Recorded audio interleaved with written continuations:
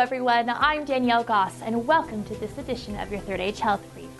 Post-menopausal women everywhere can finally celebrate. After years of ongoing research and agony for couples everywhere, there is an oral tablet now available for the treatment for pain during intercourse.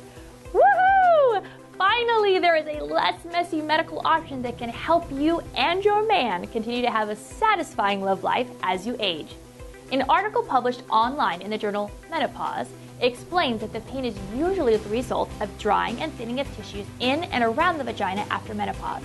This phenomenon is called vulvovaginal atrophy. According to the researchers who conducted a global survey of over 1,000 middle-aged North American women, vaginal lubricants and moisturizers, vaginal estrogen cream, was the only solution. Now there is ospemifene, a recently approved oral drug that is a selective estrogen receptor modulator. The survey entitled Clarifying Vaginal Atrophy's Impact on Sex and Relationships included postmenopausal women volunteers from the age of 55 to 65 and their male partners.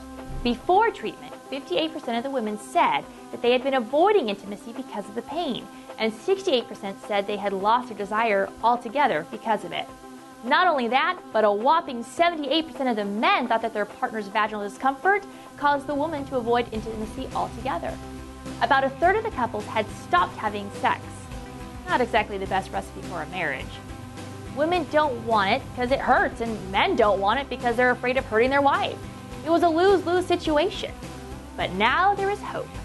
After treatment, a majority of women and men reported sex was less painful for them or their partner, and more than 40% said sex was even more satisfying than before. Treatment also had a positive impact on the woman's self-esteem. About a third felt more optimistic about their future of their sex life, and a similar number felt more connected to their partners. Many women get relief with vaginal lubricants and moisturizers and regular sexual activity, or the use of a vaginal dilator. Vaginal estrogen in the form of creams, tablets, or rings is a common therapy and is appealing for women who cannot or choose not to take oral hormones, since absorption into the bloodstream is minimal.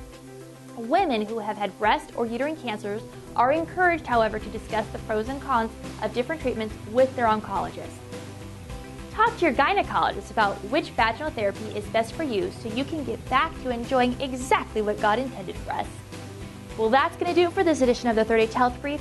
I'm Danielle Goss, and I'll see you next time.